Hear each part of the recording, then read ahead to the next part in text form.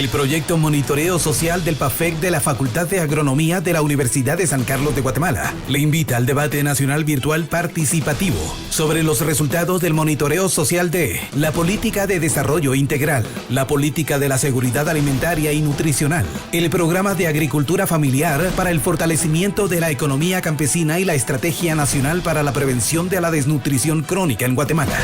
Las exposiciones virtuales estarán a cargo de expertos nacionales y de organismos internacionales. La transmisión de 8 eventos virtuales se hará entre el 30 de abril y el 11 de junio de 2021, todos en horarios de 9 de la mañana a través de Zoom, enlazando con los portales digitales de los centros universitarios, la radio y la televisión de la USAC y de OSANDRI. También podrán escucharse la transmisión de los eventos a través de la frecuencia 1460 AM de la Federación Guatemalteca de Escuelas Radiofónicas. Para más información en Facebook, @MSPAFECUSAC. Te esperamos con el apoyo de Unión Europea, Universidad 921 FM y TV USAC.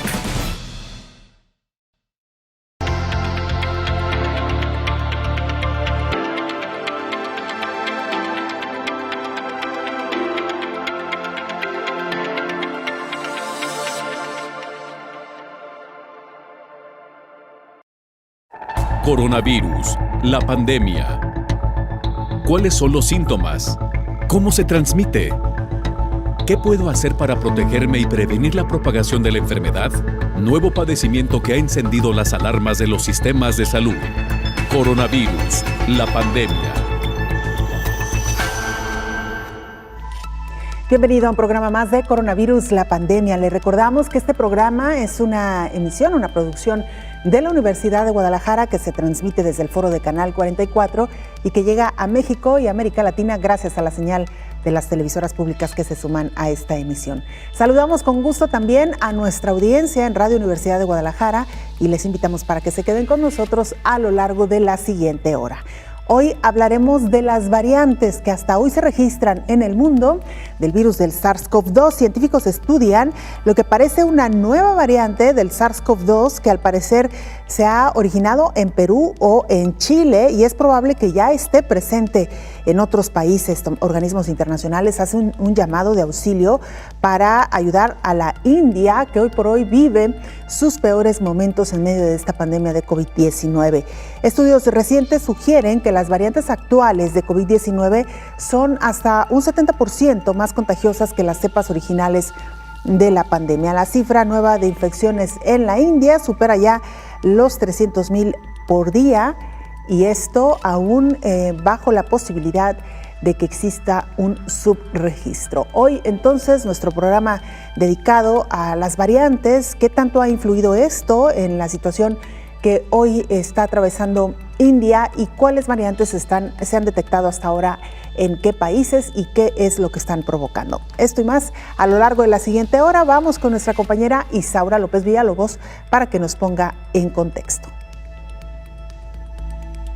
El mundo vive en la incertidumbre y el temor porque se registren nuevos brotes de COVID-19 es latente. De ahí que los países están acelerando la campaña masiva de vacunación contra esta enfermedad que está por llegar a los 150 millones de enfermos y 3.200.000 muertes. Aunque en algunos países se tiene un alza estable, en otros como la India, la pandemia refleja que sigue al acecho y que ningún rincón del mundo se salva. Los científicos cazavirus muestran su preocupación y la han extendido a las naciones sobre las nuevas variantes y la posibilidad de que las decenas de vacunas que se están aplicando no logren detener su expansión. Sin embargo, en los últimos meses hay una intranquilidad global por las diversas variantes contagiosas, entre estas la que apareció en septiembre del año pasado en Reino Unido, clasificada como B117, la cual ha causado un alza sin precedentes en el número de casos. Con la llegada de la vacuna hay una luz de esperanza, pero esta, al parecer, comienza a opacarse por la fortaleza de las variantes. Aún la carta está volteada, por lo que las medidas sanitarias deben continuar después de la vacunación para tratar de controlar aún más los contagios. La COVID-19 se resiste ante la vacuna, por ello se dice que puede haber una resistencia ante los biológicos y los tratamientos que aún siguen en análisis y que podría tener una menor capacidad de neutralizar el virus SARS-CoV-2. De acuerdo con un estudio de la Organización Mundial de la Salud, se muestra de manera preliminar de una posible reducción de los efectos neutralizadores de los biológicos contra la variante india e incluso con la vacuna Novavax Covaxin, el no ser capaz de contrarrestar. Por cierto, de esta variante se han detectado más de 1.200 secuencias del genoma en 17 países. Y ha sumido a la India en una crisis sanitaria sin precedente. Es similar a lo que se vivió el año pasado en Estados Unidos. Esta pandemia en cada región del continente refleja que no se detendrá. Ahora los científicos que desarrollan las vacunas deben de reanalizar los biológicos y su tecnología con la aparición de las variantes para adaptar las plataformas de producción de vacunas a los nuevos antígenos Diana y hacer llegar vacunas mejoradas para lograr defender al mundo de las variantes de la COVID-19. Informó Isaura López Villalobos. Gracias, Isaura, por esta información. Antes de entrar de lleno al tema que hoy nos ocupa, vamos a Ginebra, Suiza, sede de la Organización Mundial de la Salud. Nuestra compañera Verónica López, corresponsal de la Agencia EFE, nos presenta el informe diario de este organismo. Adelante, Verónica, te escuchamos. Hola, ¿qué tal? Buenos días, Belén, y buenos días a todo el auditorio de Canal 44. Hoy tenemos que empezar con el dramático aumento de casos que sitúan a la India en el epicentro de la pandemia. Superó este jueves los 18 millones de casos tras batir un nuevo récord de infecciones, casi 380.000 contagios y 3.600 muertes en un día. Según la Organización Mundial de la Salud, el país concentra casi el 40% de los diagnósticos positivos que se registran a diario en el mundo. La India es ahora la segunda nación más afectada, solo por detrás de Estados Unidos.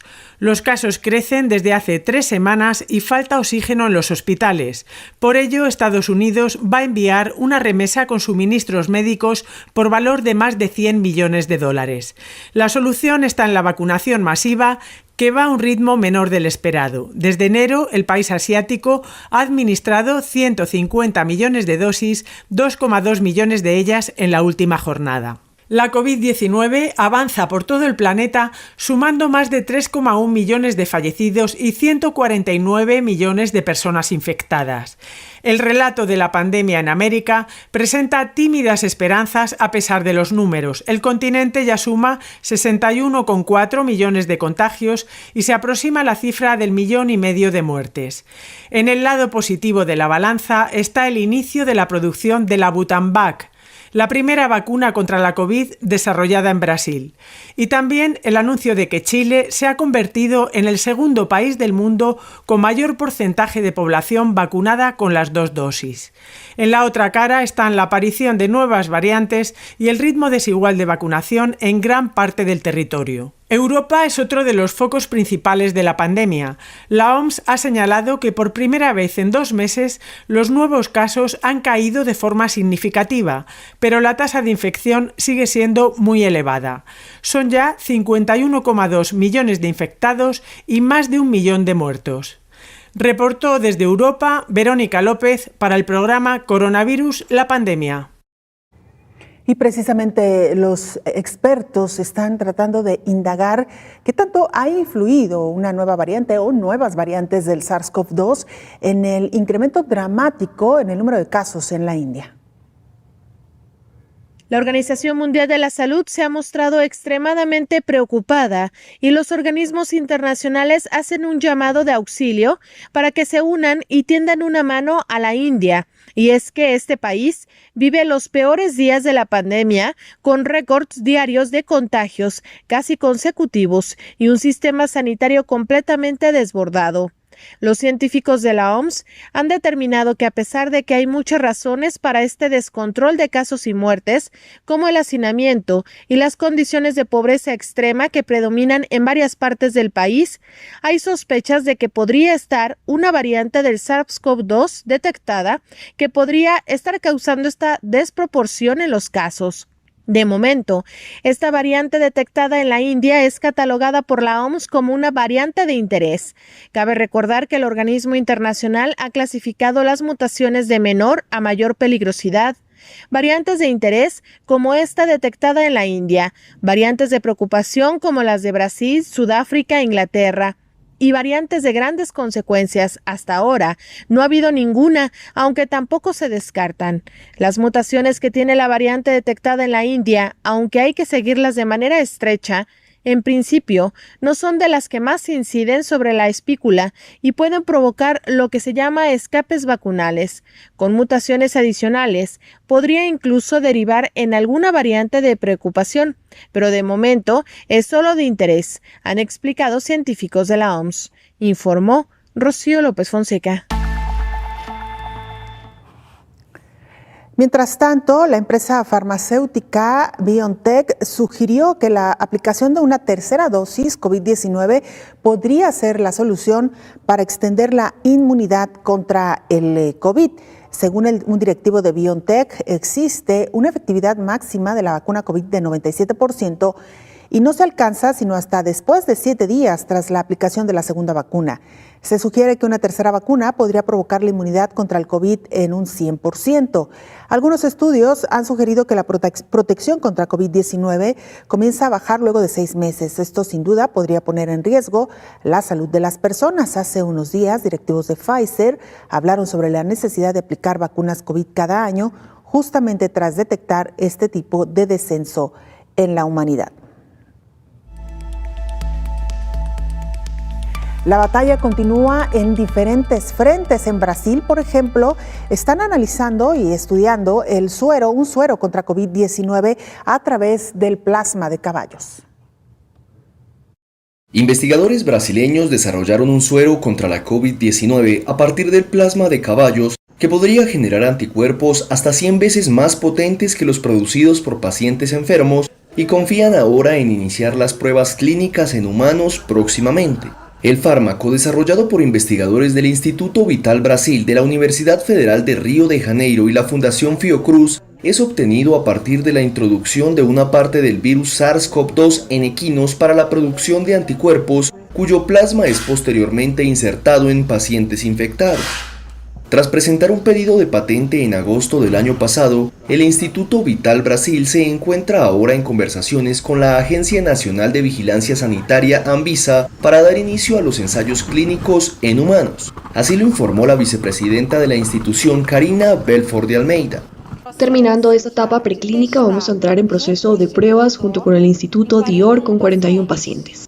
En su finca de investigación localizada en la ciudad de Cachoeiras de Macacu, una decena de caballos producen el llamado plasma hiperinmune que sirve de materia prima para la fabricación del suero anti-COVID.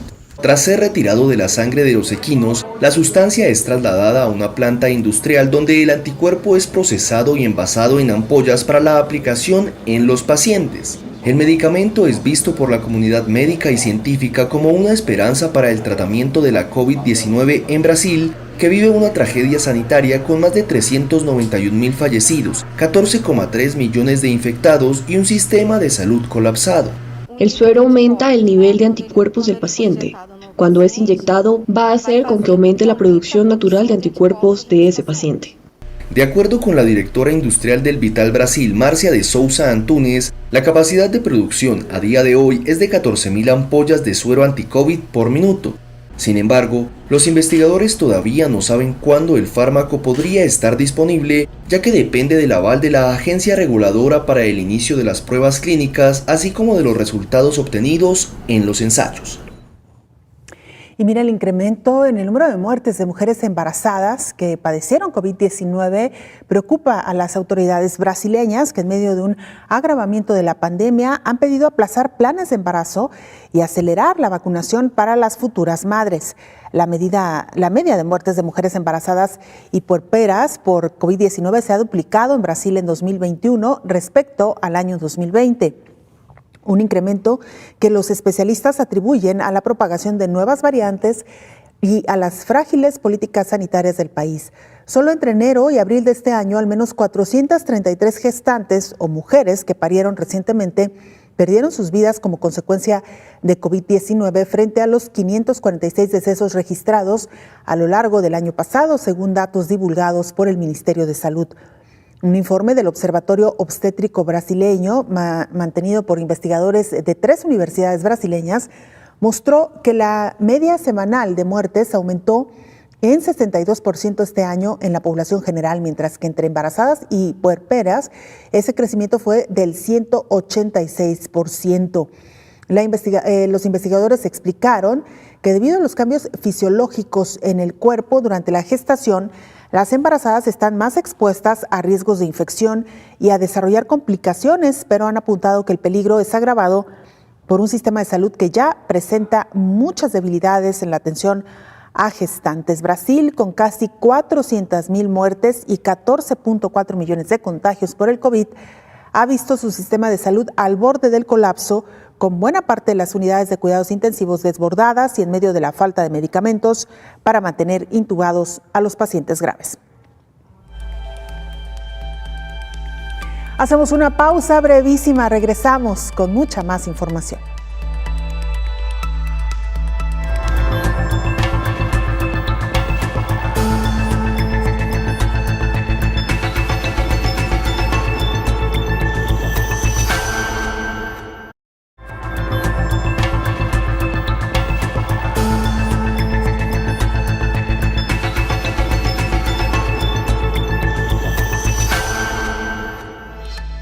En Estados Unidos también analizan ya una respuesta frente a las variantes de COVID del virus del SARS-CoV-2. El director del Instituto Nacional de Alergias y Enfermedades Infecciosas de Estados Unidos, Anthony Fauci, hizo un recuento de las variantes y su relación con la efectividad de las vacunas. En primer lugar, abordó la variante B117 detectada en Reino Unido, que hasta ahora está dominando en la Unión Americana. Está muy claro ahora que esta variante en particular está muy bien cubierta por las vacunas de ARNM, así como por AstraZeneca, Novavax y otras, como lo demuestran los datos de Israel a la derecha, en la variante 117 dominante. Y como se puede ver, a medida que aumentan las dosis de la vacuna, los casos disminuyen. Del mismo modo, en el Reino Unido, al usar otras vacunas, se ve esta misma situación. Esta es una buena noticia, ya que es la variante dominante.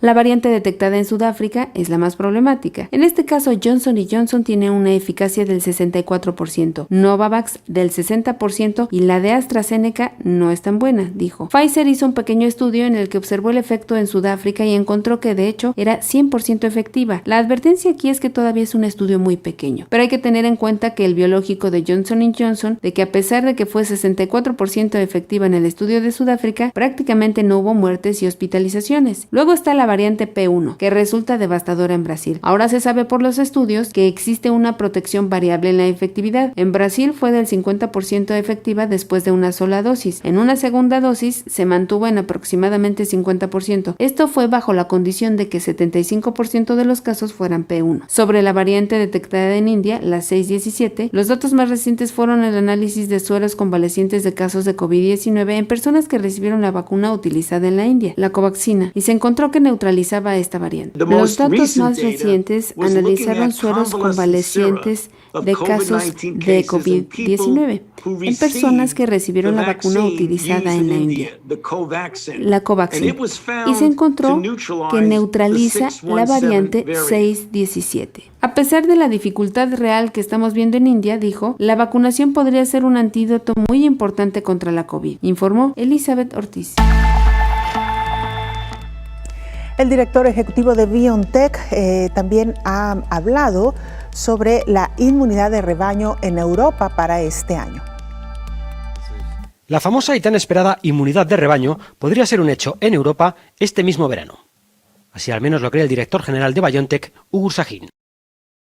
La inmunidad de rebaño frente al coronavirus, consistente en otras palabras en la protección de la comunidad ante él mismo, se produciría según el Instituto Robert Koch en el momento en el que un número suficientemente alto de personas, alrededor de un 70%, estuviera vacunada.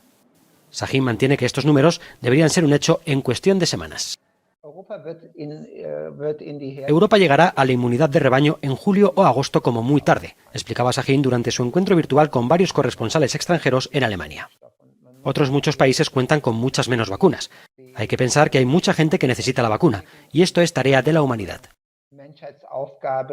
En Israel se habla de una posible relación entre la vacunación con Pfizer-BioNTech y algunos casos de miocarditis. El Ministerio de Salud de este país recuerda que los casos de miocarditis son prácticamente los mismos que los del año pasado por estas fechas, y pide que no se saquen conclusiones precipitadas y que se deje avanzar la investigación. Ugur Sahin es de la misma opinión.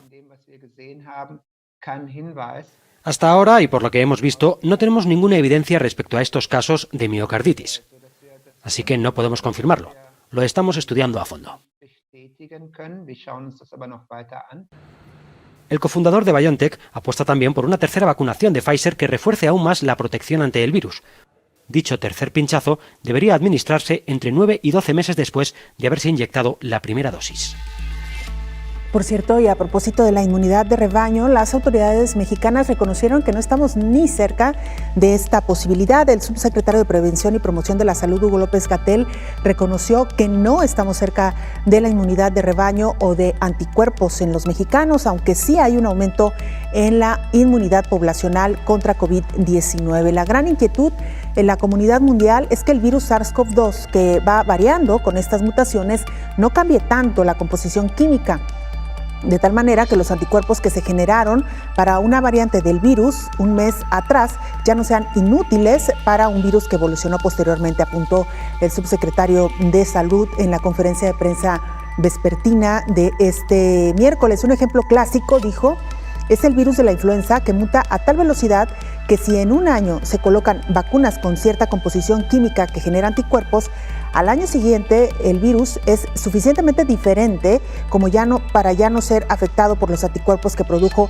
el año pasado, y por eso hay que revacunar cada año contra el virus de la influenza. La gran pregunta que todavía no se puede responder, porque no hay tiempo suficiente de experiencia de convivir con el virus del SARS-CoV-2, es si va a evolucionar, mutar, transformarse química y genéticamente tan rápido que se requiera revacunar una y otra vez a la población, es lo que ha dicho el subsecretario de Salud, Hugo López-Gatell. Por su parte, el coordinador médico general del Instituto de Salud para el Bienestar, Víctor Hugo Borja, refirió que 45 millones de mexicanos tuvieron contacto ya con el virus del SARS-CoV-2, según sus estimaciones, y la letalidad fue menor al 1%, lo que redimensiona las consecuencias de esta enfermedad. Datos interesantes que han proporcionado ayer las autoridades mexicanas de salud. Y miren, tipos de variantes podrían sugerir la evolución de cada paciente, es lo que han dicho hasta ahora algunos expertos. Estudios recientes sugieren que las variantes actuales del COVID-19 son hasta un 70% más contagiosas que las cepas originales de la pandemia, por lo que un grupo de científicos de la clínica Cleveland y la Universidad Case Western Reserve en Estados Unidos han descubierto que las variantes de la COVID pueden ofrecer pistas para predecir los resultados de los pacientes a medida que evoluciona el virus. Los resultados de la investigación han demostrado que las cepas iniciales y los subgrupos de cepas del virus observados durante este periodo de tiempo se asociaron con una mayor mortalidad, mientras que las variantes más nuevas se asociaron con menos hospitalizaciones y muertes. Aunque estos hallazgos comparten lo que los investigadores aprendieron en los primeros momentos de la pandemia, también podrían ayudar a guiar futuros estudios para analizar cómo las variantes más nuevas afectan a los resultados de los pacientes a medida que el virus sigue evolucionando. Este estudio confirma aún más la importancia de estudiar las variantes genómicas del virus a lo largo de la pandemia. Como el virus sigue mutando con el tiempo, los expertos no saben con certeza la gravedad de la enfermedad o la mortalidad que causarán las nuevas variantes. La vacunación generalizada, insistieron, es una importante estrategia de salud pública para frenar la propagación del virus, informó Rocío López Fonseca. Muchas gracias a Rocío López Fonseca por esta información. Y precisamente hoy el tema es las variantes que ha registrado el virus del SARS-CoV-2 y cómo está impactando entre la población. Es por ello que también hoy nos da mucho gusto recibir en este espacio al doctor Héctor Raúl Pérez Gómez. Más adelante estaremos, por supuesto, platicando con él. Antes, vamos con Elías Levy, corresponsal de la agencia EFE en Ecuador, para que nos presente el panorama actual de lo que ahí se vive. Hola, ¿qué tal? Buenos días, Belén, y buenos días a todo el auditorio de Canal 44. La situación en Ecuador sigue siendo cuanto menos preocupante, aún incluso cuando el gobierno ha instaurado de nuevo los confinamientos, y es que el resultado de esta medida solo podrá ser verificado dentro de 2 o 3 semanas. Ecuador, un país de 17 millones de habitantes, acumula unos 380.000 contagios, con una pronunciada curva desde enero que las autoridades no consiguen frenar. Basta ver los gráficos del Ministerio de Salud para percatarse de la velocidad de propagación del virus, que está por encima de la primera ola entre marzo y mayo de 2020, cuando las dramáticas imágenes de cadáveres abandonados en Guayaquil viajaron por todo el mundo. El repunte se siente con intensidad en Quito, la capital, que concentra en este momento 132.500 casos, más de un tercio de los contagios en todo el país, cuando su población representa el 17%. Esto se ha traducido en una presión incontenible sobre el sistema hospitalario, con esperas de varias semanas para acceder a una unidad de cuidados intensivos. Los recién instaurados toques de queda de fin de semana, así como los nocturnos, no parecen frenar aún los contagios, que ayer miércoles superaban, por ejemplo, la barrera de los 2.000. La cifra de muertos por la COVID se sitúa en estos momentos en torno a los 18.500, pero no olvidemos que el subregistro, tanto en decesos como en contagios, es notorio, pues Ecuador es uno de los países con menos pruebas COVID per cápita de toda la región. Paralelamente, el plan de vacunación avanza a trompicones y con irregularidades permanentes. Hasta ahora se han vacunado 596.000 personas, pero solo el 27% con ambas dosis. Unas cifras que reflejan en sí mismas la lentitud del sistema sanitario, pues el país cuenta en estos momentos con 2 millones de dosis, es decir, para vacunar al doble de habitantes. El presidente saliente Lenín Moreno ha prometido que hasta el cambio de mando, el 24 de mayo, se habrán vacunado 2 millones de personas, una cifra a priori inalcanzable al ritmo que avanza el proceso. Reportó desde Ecuador para el programa Coronavirus la Pandemia, Elías Levy, Agencia EFE.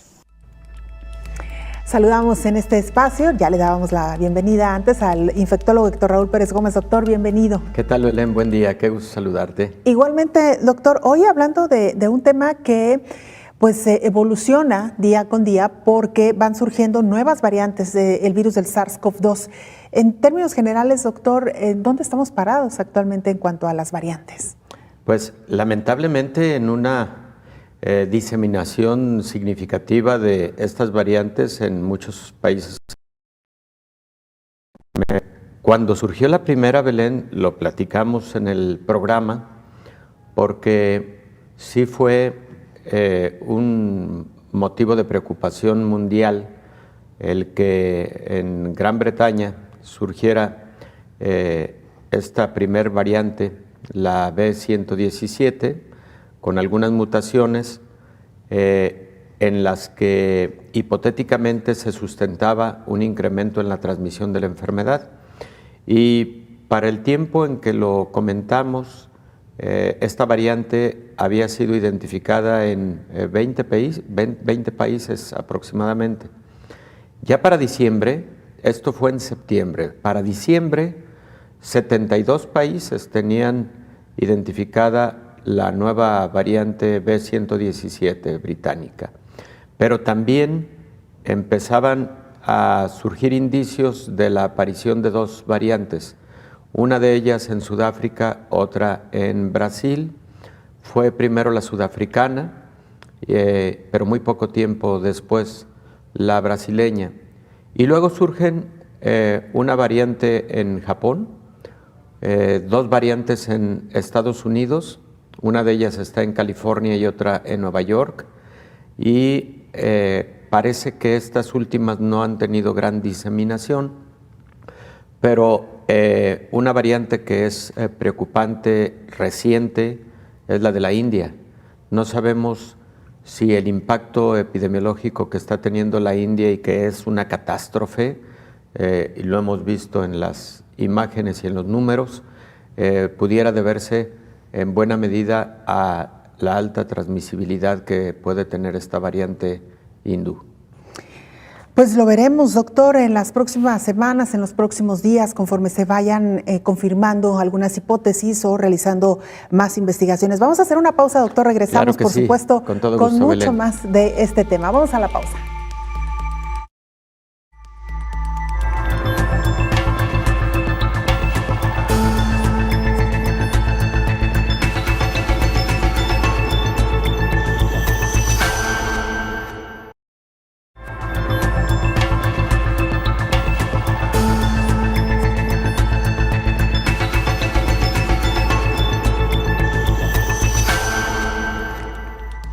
Hoy dedicamos este programa a hablar sobre las variantes del virus del SARS-CoV-2 y mire, lo más reciente que se conoce es una posible variante que habría surgido en Perú o en Chile.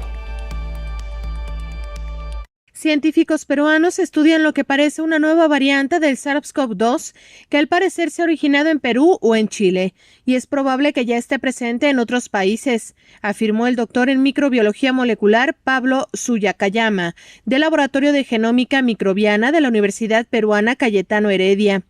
Según el análisis de su laboratorio, entre las muestras presentadas entre enero y marzo, se ha logrado identificar esta nueva variante que desde la semana pasada se le ha asignado el nombre C37 y correspondería casi al 40% de las muestras que se han procesado en Lima. El científico enfatizó que la información aún es preliminar, ya que este reporte no ha sido revisado por pares y se ha encontrado como parte del proyecto de vigilancia genómica que se aplica en su país y permite procesar todos los meses una muestra de unos 100 genomas de Lima y de todo el país. Sukayama sostiene que la variante C37 está creciendo en Lima, entonces también en todo el Perú, y que también existe evidencia de que se encuentra presente en Chile, Argentina, Colombia, Ecuador, Estados Unidos y varios otros países de la región. El experto reiteró que la evidencia es preliminar, por lo que en este momento no se puede confirmar que esta variante tenga mayor transmisibilidad ni mayor virulencia, ni tampoco muerte. Sin embargo, reconoció que entre más presencia tiene esta nueva variante, al mismo tiempo comienza a levantar la segunda ola en el Perú, informó Rocío López Fonseca. Le hemos contado estas imágenes desgarradoras que hemos observado que provienen de India. Una reportera en este país relata la calamidad que vive el país con la COVID y la solidaridad también que ha surgido entre los habitantes. Anshu Sharma trabaja para el Servicio de Noticias de la ONU en India. Compartió su experiencia con la COVID y lo que se está viviendo en el país. La cifra de nuevas infecciones en la India supera las 300,000 por día, aunque puede haber un subregistro. Primero fue observadora de la situación. Eso cambió cuando un familiar murió debido a que el sistema de salud estaba abrumado. Pero la prueba aún estaba por llegar, advierte Anshu. En septiembre visitó a su madre de la tercera edad en otra ciudad. A pesar de tomar las precauciones, todos dieron positivo a la COVID. Pasaron 2 semanas luchando con esta terrible infección. Hacia finales de 2020, los casos de COVID comenzaron a disminuir y parecía que la India había vencido a la pandemia. Mientras el mundo reconocía esa victoria sobre el virus, el país se preparaba para iniciar la campaña de vacunación más grande del orbe. Parecía como si el fin de la pandemia estuviera a la vista. Los mercados y centros comerciales estaban llenos de actividad. La gente empezaba a descuidarse. Fue la calma antes de la tormenta. Llegó la segunda ola y los tomó por sorpresa. Un tsunami de COVID se extendió por todo el país. Otros 3 integrantes de la familia enfermaron. Hoy muchos estados y ciudades de la India están bajo toque de queda y los trabajadores de salud están trabajando día y noche para contener la propagación, comenta en su testimonio. Las súplicas desesperadas por medicamentos, camas de cuidados intensivos en hospitales, tanques de oxígeno y de inyecciones dominan las redes sociales. Al comienzo de la pandemia en 2020, los pacientes de COVID eran rechazados. Ahora la gente se ayuda entre sí. Los comerciantes entregan productos a los necesitados. Los lugares de culto se están convirtiendo en centros de aislamiento para satisfacer la escasez de camas de hospitales y los barrios recolectan dinero y consiguen concentradores de oxígeno, informó Elizabeth Ortiz. Y doctor, precisamente este reporte de nuestra compañera nos lleva a poner ahí a la India como un ejemplo de lo que pudiera pasar, de lo que provocan también las variantes en el virus del SARS-CoV-2. Aunque no se ha confirmado al 100%, es una posibilidad que una variante esté provocando este incremento en el número de casos, doctor. Es una posibilidad. Por supuesto, influyen otros factores. En la India ocurrió que se autorizó la mayor apertura a actividades masivas, incluidas algunas actividades de orden religioso, y eso posiblemente haya contribuido, pero también esta nueva variante de la India, que tiene predominantemente 3 mutaciones. Se dice que cuando se habla de una variante se habla de las mutaciones de interés, porque no todas las mutaciones que presenta un virus terminan por definir un cambio de comportamiento del patógeno.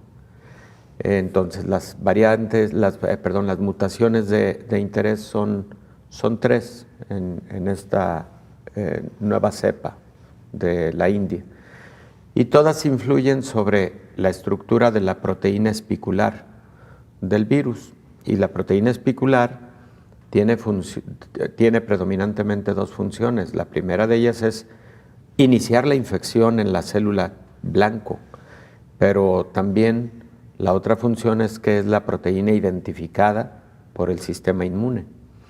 Entonces, las preguntas, y tal como en alguna de las cápsulas, tanto de Rocío como de Elizabeth, se presentó previamente, es si estas variantes tendrán impacto en la respuesta inmune que se genera después de vacuna. La otra pregunta es si generan mayor gravedad de la enfermedad, y la tercera pregunta es si generan mayor contagio. En general se acepta que todas las variantes por ahora identificadas, la británica, la sudafricana, la brasileña, la de la India, la de Nueva York, la japonesa y la de California en los Estados Unidos, pueden transmitirse de forma más eficiente, hasta en un 50%, comparativamente con lo que fue la cepa original de China, la cepa de Wuhan. Y también se ha identificado mayor gravedad en la presentación de la enfermedad con la cepa británica. Afortunadamente, con la cepa británica parece que las vacunas por ahora utilizadas, particularmente la vacuna de Pfizer, confiere buena protección contra la variante británica. Parece que confiere una protección menor con respecto a la cepa sudafricana, y ya en ese sentido hay algunas publicaciones, una de ellas la comentamos aquí mismo, Belén. Entonces, ¿qué es lo que hacen en este momento las farmacéuticas? Analizan si las nuevas variantes están teniendo escape a la respuesta inmune que generaron las vacunas, o si están teniendo también buena cobertura para estas nuevas variantes. Porque si fuera el primero de los casos, las farmacéuticas, y algunas lo están haciendo ya, deberán trabajar en un cambio en la estructura de la vacuna para poder brindar protección al menos a las variantes de mayor interés, ¿no? Claro, doctor, que ese es un punto fundamental, sin duda alguna. Y la gente se pregunta, incluso nuestra audiencia nos ha dicho, ¿qué tanto deberíamos de preocuparnos ante estas variantes, doctor, versus o en medio del proceso de vacunación?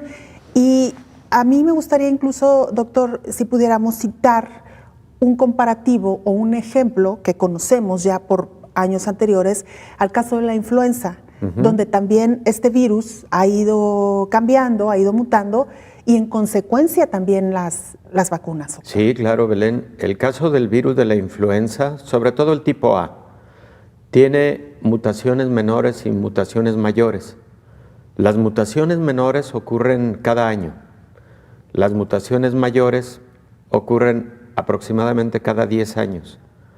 Por eso la mayor parte de epidemias y pandemias de influenza, si vemos la historia, ocurren a finales de década, casi siempre. En las mutaciones menores, entonces se generan nuevas cepas que obligan a que año con año la estructura de la vacuna contra influenza sea diferente. Y claro que también las mutaciones mayores generan la necesidad de cambios en la estructura de la vacuna, en los componentes que debe llevar la vacuna. La vacuna de influenza lleva componentes tanto de el virus de la influenza tipo A como de la influenza tipo B. Influenza A y B son las que causan enfermedad al ser humano. Entonces, no nos extrañe que algo similar pueda llegar a ocurrir con respecto a la vacuna contra COVID-19. Primero, que sea una vacuna que deba administrarse a lo mejor con la misma periodicidad que la vacuna de influenza, es decir, cada año. Y segundo, que los componentes de la vacuna tengan variación de acuerdo a cómo se va comportando en el mundo la presencia del virus SARS-CoV-2. Para diseñar una vacuna de influenza, a lo largo del año se va identificando el tipo de virus circulante en diferentes partes del mundo y entonces existe un gran comité internacional que termina decidiendo cuáles serán los componentes de esa vacuna de acuerdo a las muestras que se fueron recogiendo de forma aleatoria pero muy sistemática a nivel mundial.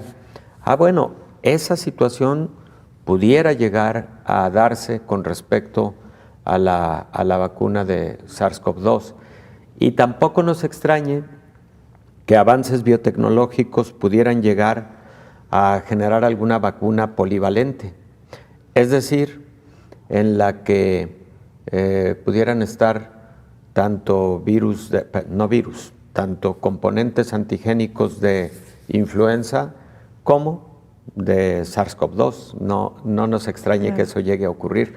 Recordemos que hay vacunas combinadas, ¿no? La triple viral, la quíntuple viral, etcétera, etcétera. ¿Por qué no pensar en que esa situación puede llegar a ocurrir? Porque eso facilitaría mucho la distribución y la aplicación.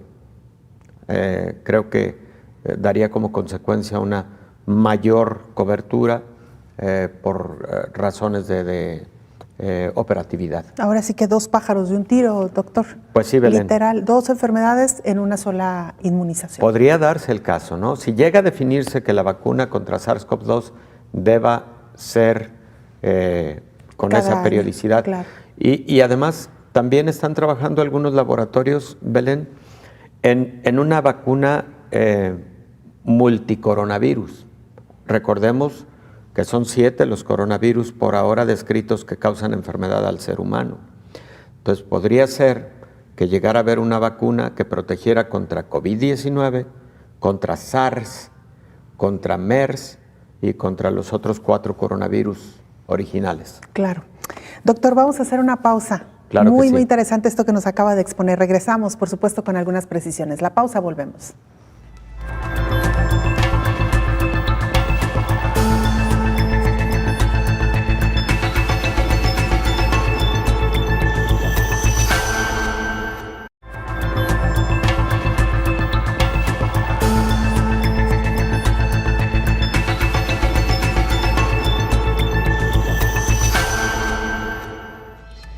no hay evidencia de que la variante de COVID C37 sea más contagiosa o mortal, de acuerdo a lo que dice la Organización Panamericana de la Salud. El gerente de incidentes de la OPS, Sylvain Aldigeri, explicó que el origen de la variante C37 no está claro. Y de hecho, esa variante, al parecer, ya estaba circulando desde diciembre en Perú y en los siguientes meses se ha detectado también en Chile y al menos un caso en Argentina, en Brasil y en Ecuador.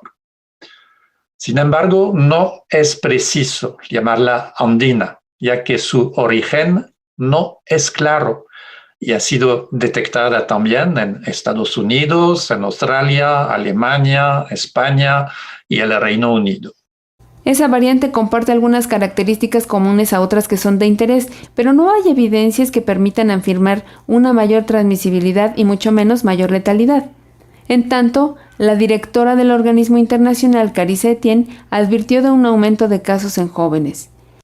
Desde el comienzo de 2021, varios países en nuestra región están notificando un aumento en el número de casos entre la población más joven, vinculado esto con mayor exposición y la falta de vacunación en estos grupos. Esto ha llevado a un aumento en el número de hospitalizaciones. La estancia hospitalaria de estos grupos de edad suele ser más alta en comparación con los mayores de 60 años, por lo que la OPS está orientando a los países a planificar su respuesta para hacer frente a aumentos repentinos en consumo de oxígeno, intubación, medicamentos y equipo de protección personal, informó Elizabeth Ortiz.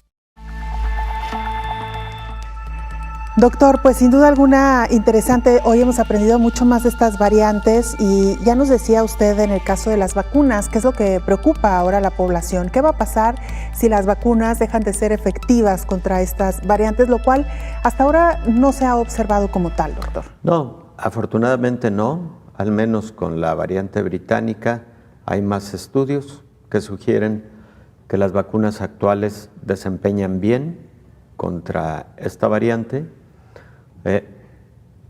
Hay algunos que sí demuestran el escape inmunológico de la variante sudafricana, no en una gran proporción, y quienes tienen vacuna probablemente tendrán enfermedad atenuada en caso de infectarse con alguna de estas variantes. Sin embargo, creo que la vigilancia que se lleve a cabo en todo el mundo para conocer la dinámica de diseminación de estas variantes y los estudios que se lleven a cabo respecto de la inmunidad generada y la eficacia de esta inmunidad contra las variantes va a ser fundamental en el desarrollo de nuevos biológicos o en la modificación de los biológicos que actualmente están en uso. Recordemos también que Pfizer ha anunciado en los últimos días de manera repetitiva por parte de sus directivos la necesidad posiblemente de una tercera dosis entre el 9º y el 12º mes a partir de la última dosis, por el hecho de haber observado que de haber una inmunidad en el 95% de quienes recibieron la vacuna, pareciera haber disminuido al 90% esta inmunidad. Y a ellos les parece que es pertinente ahí generar un refuerzo con una tercera dosis. Está por definirse. Creo que por ahora no es algo contundente. Considero que se van a necesitar más estudios en diferentes grupos de la población, pero por ejemplo, Belén, hace una semana platicábamos en este espacio también que hay un estudio publicado con respecto a la vacuna de Pfizer, en donde en asilos de ancianos en Europa, no recuerdo exactamente la localidad, pero prometo decírtelo mañana. En este asilo de ancianos se encontró que aquellos que habían tenido COVID y que fueron vacunados tuvieron una mejor inmunidad que aquellos que no habían tenido COVID y fueron vacunados. Pero ambos grupos de mayores de 70 años de edad tuvieron menor inmunidad con la vacuna comparativamente con el personal que los asiste, que era un grupo de personas más jóvenes, promedio 40 años de edad. Entonces, es posible que también la edad sea un factor determinante en la calidad y en la cantidad de respuesta inmune asociada a la vacuna contra COVID-19. Doctor, lo cual nos habla de varios frentes que aún quedan abiertos y en tanto no sean cubiertos, la población debe seguirse cuidando aun cuando esté vacunada o aun cuando haya tenido COVID o aun cuando esté vacunada y haya tenido COVID, porque al final de cuentas estamos expuestos a estas nuevas variantes. Claro. Y estamos expuestos también a infectarnos, aún con la variante original, y es importante, doctor, seguir manteniendo las medidas del uso de cubrebocas, la sana distancia, porque en tanto la pandemia no esté controlada, pues siempre va a existir un porcentaje, aunque sea mínimo, de un contagio, doctor, y ahí es donde tenemos que prevenir. Claro que sí, Belén. También hay que decir que se acaban de publicar por parte de los Centros para Control de Enfermedades y Prevención una serie de lineamientos o diríamos una serie de elementos para considerar relajar un poco las medidas en personas vacunadas de manera completa, sobre todo en donde todos los integrantes de la familia ya han sido vacunados. Están muy interesantes, creo que vale la pena dedicarles un espacio de tiempo porque ellos hablan ya incluso de poder dejar de utilizar cubrebocas en reuniones familiares en donde todos los integrantes están vacunados.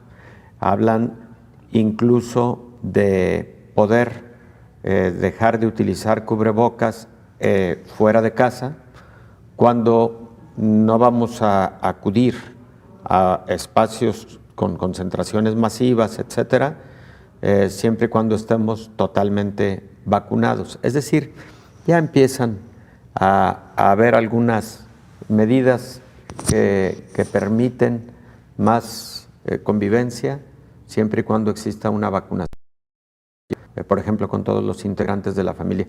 Está muy interesante la publicación, incluso la Casa Blanca en una de sus conferencias recientemente, antier, habló de estas medidas publicadas por los CDC de Atlanta. Pues vamos a retomarlas, doctor. Nos habíamos comprometido, por cierto, desde ayer. Hoy no nos ha dado tiempo, pero mañana seguro abrimos un espacio porque esto vendrá luego para el resto de los países que están en pleno proceso de vacunación. Claro, porque las personas que se vacunan además lo piensan en dos sentidos. Uno, protegerme, por supuesto, ese es el número uno, pero número dos, poder hacer una vida un poco más, digamos, acercada a la antigua normalidad, ¿no? Que no sabemos cuánto tiempo nos va a llevar. Así es. Regresar a la antigua normalidad, doctor. Pero bueno, por lo pronto ahí está este tema que tenemos pendiente. Y otro tema importante, doctor, que también valdría la pena retomar, es el de la inmunidad de rebaño. Ahora que las autoridades mexicanas han hablado sobre este porcentaje, decía ayer el subsecretario de Salud que estamos todavía lejos de una inmunidad de rebaño. Sin embargo, es verdad que se estima que un porcentaje importante de la población ya tuvo contacto con el virus, doctor. Se piensa que alrededor del 20%. Sí es baja, pero no tan baja como el 5% del que hemos hablado con motivo de otros estudios a nivel internacional. Ese es un gran tema, Belén, porque es una inmunidad que ha aparecido por dos motivos. Uno, por la propia infección, incluso asintomática, y la otra es por la vacunación. Exacto. Vale la pena tocar ese tema con detalle. Y pues estos acercamientos que ha tenido México con países como Rusia, para ver qué más se puede hacer en materia de colaboración en el desarrollo y distribución de las vacunas. Así que bueno, pues esto lo estaremos comentando, doctor, en otra ocasión. Lo dejamos ahí sobre la mesa también para que nuestro auditorio esté pendiente. Gracias, doctor. Con todo gusto, Belén. Qué gusto. Igualmente, gracias. Buen día.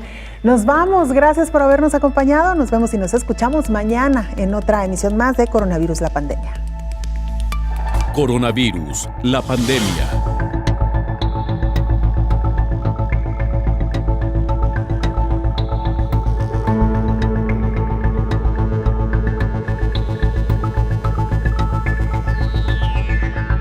Coronavirus, la pandemia.